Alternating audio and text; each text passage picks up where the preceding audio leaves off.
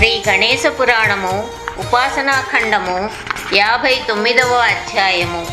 కృతవీర్యుని పూర్వచరిత్ర. నారదుని మాటలు విని కృతవీర్యుని తండ్రి చాలా విచారించి సత్యలోకం వెళ్ళి బ్రహ్మదేవుణ్ణి దర్శించి, ఓ కమలాసన, నా పుత్రుడు పరమ ధార్మికుడు, దాత, దేవ పూజ అతిథి సత్కార తత్పరుడు, పుణ్యాత్ముడు అయినప్పటికీ అతనికి అనపత్యతా దోషం ఎలా కలిగింది? అతని జన్మాంతర పాపం ఎలా నశిస్తుంది? దానికి ఏదైనా ఉపాయం ఉంటే దయచేసి సెలవీయండి అని వేడుకున్నాడు. అప్పుడు బ్రహ్మ, అయ్యా, నీ పుత్రుని పూర్వజన్మ వృత్తాంతం చెబుతాను విను. పూర్వం సాముడనే పంచముడు ఉండేవాడు. వాడు పరమ దుర్మార్గుడు. వాణ్ణి చూస్తేనే చాలు సమస్త పుణ్యాలు నశిస్తాయి. వాడు ఒకనాడు ధనకాంక్షతో 12 సదాచార బ్రాహ్మణులను హతమార్చి వాళ్ళ మృతదేహాలను గుహలలో పారవేసి వారి ద్రవ్యాన్ని దోచుకుని ఇంటికి వెళ్ళాడు. ఆనాడు మాఘ బహుళ చతుర్థి చంద్రోదయ సమయాన గణేశ గణేశ అని తన కుమారుని పిలిచి వానితో కలిసి మృష్టాన్న భోజనం చేశాడు. కొంతకాలానికి వాని కుమారుడు గతించాడు. అది మాఘ కృష్ణ చతుర్థి చంద్రోదయ సమయం కావడం, సాముడికి తెలియకుండానే సంకష్టహర చతుర్థి వ్రత ప్రభావం అవ్వడం, అందువలన ఏర్పడిన పుణ్య విశేషం చేత వినాయకలోకం ప్రాప్తించడం జరిగిపోయాయి. ఆ పుణ్య విశేష ఫలితంగా వాడు నీకు పుత్రుడుగా జన్మించి కృతవీర్య నామాంకితుడయ్యాడు. అయితే వాని గత జన్మ కృత పాపం నశిస్తేనే వానికి పుత్ర సంతతి కలుగుతుంది. కానిచో వానికి పుత్రులు కలగడం దుర్లభం అని సమాధానం చెప్పాడు. బ్రహ్మ పలుకులు విని కృతవీర్యుని తండ్రి గజగజా వణికిపోయి, పరమేష్టి, ఆ బ్రహ్మహత్యాపాతక నివారణోపాయం సెలవీయండి అని అర్థించాడు. అప్పుడు బ్రహ్మ, నీ కుమారుడు సంకష్ట చతుర్థి వ్రతం అతి భక్తి శ్రద్ధలతో ఆచరిస్తేనే ఆ మహాపాపం నశిస్తుంది. ఆ వ్రత విధానం ఇది. మాఘ బహుళ మంగళవారంతో కూడిన చతుర్థి నాడు చంద్రోదయ సమయాన ఈ వ్రతం ప్రారంభించాలి.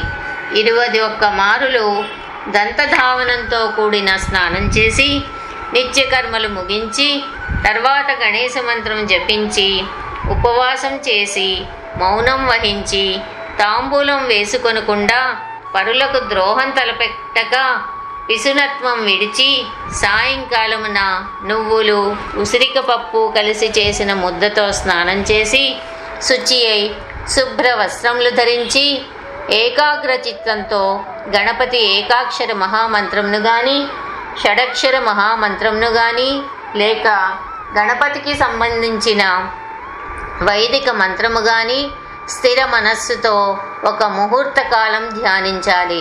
పిదప గణేశ్వరిని షోడశోపచారములతో అర్చించి మోదకములు, లడ్డూలు, అప్పాలు, పాయసము, వివిధ వ్యంజనములతో కూడిన అన్నము, రకరకాల పండ్లు స్వామికి సమర్పించాలి.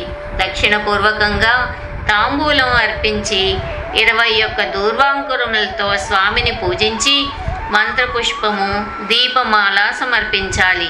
అటుపైన తిథికి, గణపతికి, చంద్రునికి అర్ఘ్యం ఇవ్వాలి. మహానైవేద్యం సమర్పించి క్షమాపణ చెప్పుకొని తదుపరి 21 మంది లేదా కనీసం 12 బ్రాహ్మణులకు దక్షిణపూర్వకంగా భోజనం పెట్టాలి. తర్వాత తాను భోజనం చెయ్యాలి. ఈ విధంగా 1 సంవత్సర కాలం నియమం తప్పకుండా వ్రతం చేస్తే సర్వ పాపాలు నశిస్తాయి, అన్ని కోరికలు సిద్ధిస్తాయి, తప్పక పుత్ర సంతానం కలుగుతుంది. శమీ వృక్షమూలంన కూర్చుని ఉపవాస దీక్షతో గజానన మహామంత్రం జపిస్తూ చంద్రోదయ పర్యంతం ఈ వ్రతం ఆచరించాలి. అలా చేస్తే అంధులు, మూగవారు, చెవిటివారు కూడా తాము కోరుకున్న కోరికలను పొందుతారు. ధన ధాన్య పుత్రాదులను పొందుతారు. రాజులు రాజ్యాన్ని పొందుతారు. ఇక ఆహార నియమం పాటించవలసిన పద్ధతి విను. శ్రావణ మాసంలో నెయ్యి, లడ్డూలు వేర్వేరుగా భుజించాలి. భాద్రపద మాసంలో పెరుగు తినాలి. ఆశ్వయుజ మాసంలో ఉపవాసం ఉండాలి. కార్తీకంలో పాలు గాని పానకం గాని పుచ్చుకోవాలి. మార్గశిరంలో నిరాహార దీక్ష వహించాలి. పుష్యమాసంలో గోమూత్రం పానకం పుచ్చుకోవాలి. మాఘమాసంలో తిలభక్షణం చేయాలి. పాల్గుణంలో నెయ్యి పంచదార తినాలి. చైత్రంలో పంచగవ్యాలు, వైశాఖంలో పుష్కర బీజాలు, జ్యేష్ఠంలో ఘృతం, ఆషాఢంలో మధువు భుజించాలి. ఇలా మాసానుక్రమంగా ఆహార నియమాలతో ఈ వ్రతం ఆచరించాలి. అలా చేస్తే సకల సిద్ధులు కలుగుతాయి అని కృతవీర్యుని తండ్రికి వివరించాడు.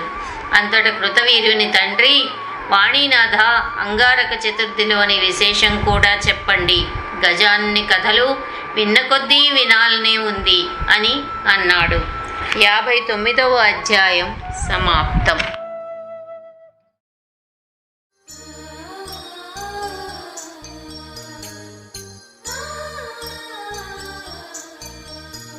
శ్రీ గణేశ పురాణము ఉపాసనాఖండము 60వ అధ్యాయము. అంగారక చతుర్థి మహిమ. ఇది బ్రహ్మదేవుడు కృతవీర్యునికి చెప్పిన కథ. పూర్వం అవంతిపురంలో భరద్వాజుడనే ముని ఉండేవాడు. అతడు వేదాంగ సారమెరిగినవాడు. శిష్యులకు విద్యను బోధించడంలో ఆదర్శ గురువు. నిత్యం అగ్నికార్యం నిర్వర్తించే కర్మఠుడు. అతడొకనాడు నిత్యానుష్ఠానానికి నదికి వెళ్ళాడు. ఆ నదీ తీరాన అందాల రాశి అయిన ఒక అప్సరాంగన అతనికి కనబడింది. ఆమె అందానికి ముగ్ధుడై కామమోహితుడై భరద్వాజుడు మూర్ఛపోయాడు. శరీరం మీద అతనికి వశం తప్పి రేతస్ఖలనమైంది. ఆ రేతస్సు భూరంధ్రంలో పడింది. ఆ రేతస్సు నుంచి మంకెన పువ్వు వంటి ఎరుపు రంగు గల బాలుడు ఉద్భవించాడు. ఆ బాలుణ్ణి భూదేవి పెంచుతూ వచ్చింది. పిల్లవాడు 7 ఏండ్ల వాడయ్యాడు. భూదేవిని తన తండ్రి ఎవరని అడిగాడు బాలుడు. అదీ కాక మనిషి జన్మనెత్తిన తనకు మంకెన పువ్వు వంటి ఎరుపు రంగు ఎలా వచ్చిందని అడిగాడు. అంతట భూదేవి, కుమారా, భరద్వాజుని రేతస్సు స్ఖలించి నాలో పడడం వలన నువ్వు పుట్టావు అని సమాధానం చెప్పింది. బాలుడు తనను తన తండ్రి దగ్గరకు చేర్చమని భూదేవిని కోరాడు.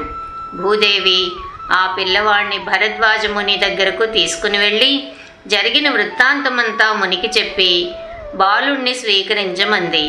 భరద్వాజుడు బాలుణ్ణి చేరదీసి వాణ్ణి తన తొడపై కూర్చోపెట్టుకుని వాడి శిరస్సు చుంబించాడు.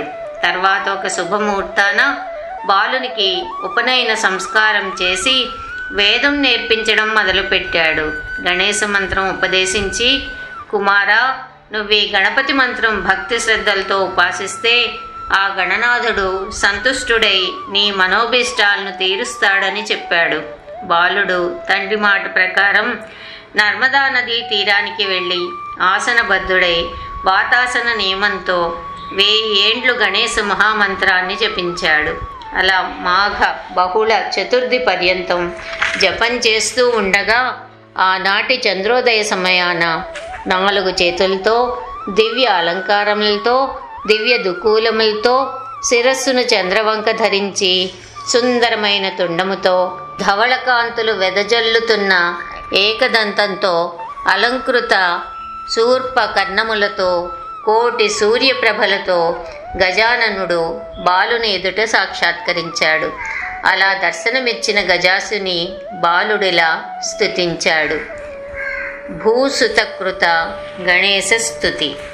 భూసుతకృత గణేశ స్తుతి.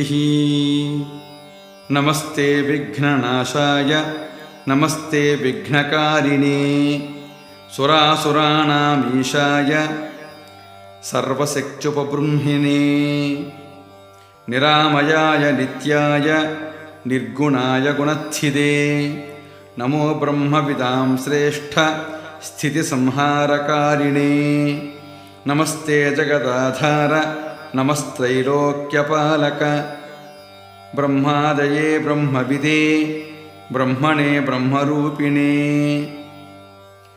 లక్ష్యాలక్ష్యస్వరూపాయ దుర్లక్షణభిదే నమః. నమః శ్రీగణనాథాయ పరేశాయ నమో నమః. సమస్త విఘ్నాలను పోగొట్టేవాడా, అభక్తులకు విఘ్నములు కలుగచేయువాడా, నీకు నమస్సులు. దేవదానవులకు ప్రభువా, సర్వశక్తులను విజృంభించచేయువాడా, నీకు నమస్కారము. నిరాకారుడా, నిత్యుడా, నిర్గుణుడా, నీకు ప్రణతులు. బ్రహ్మవిధుల్లో శ్రేష్ఠుడా, సృష్టి స్థితి బ్రహ్మవిధుడవు, బ్రహ్మవు, బ్రహ్మస్వరూపుడవు అగు ఓ దేవా, నీకు నమస్కారము.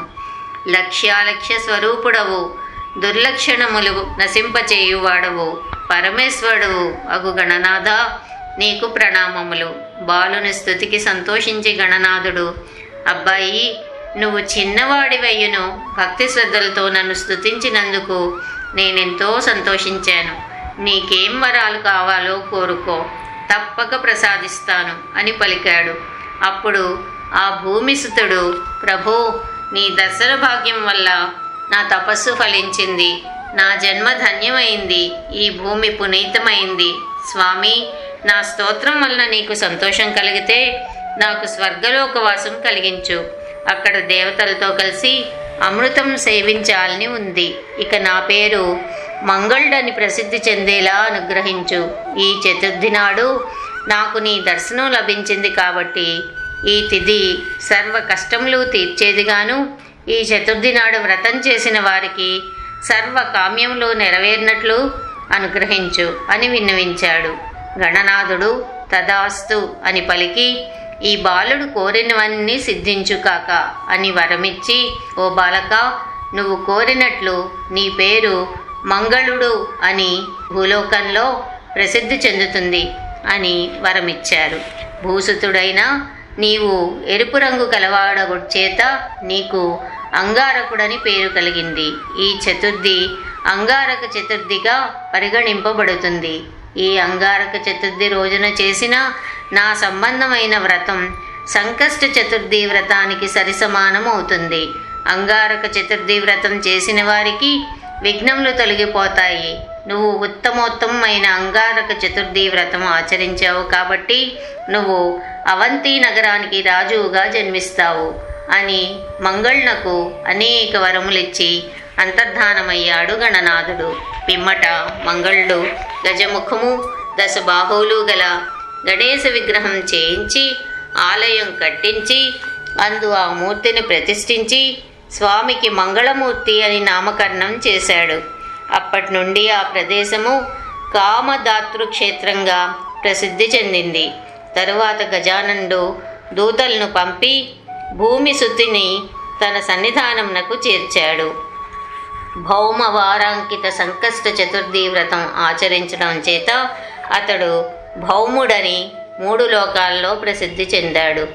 ఆ విధంగా అంగారక చతుర్థి లోకప్రసిద్ధమైంది.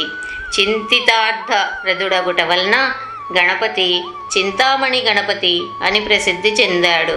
పారినేర పట్టణమునకు పడమటి భాగంన సర్వ విఘ్న నివారకుడు సర్వసిద్ధిప్రదుడు అగు చింతామణి గణపతి వెలిశాడు. ఆ స్వామిని చంద్రోదయ సమయాన సిద్ధులు గంధర్వులు పూజిస్తారు. ఆ దేవదేవుడు భక్తులకు కొంగు బంగారమై వారి అభీష్టములను తీరుస్తున్నాడు. పుత్ర పౌత్రాది సంపదలు ప్రసాదిస్తున్నాడు. 60వ అధ్యాయం సమాప్తం.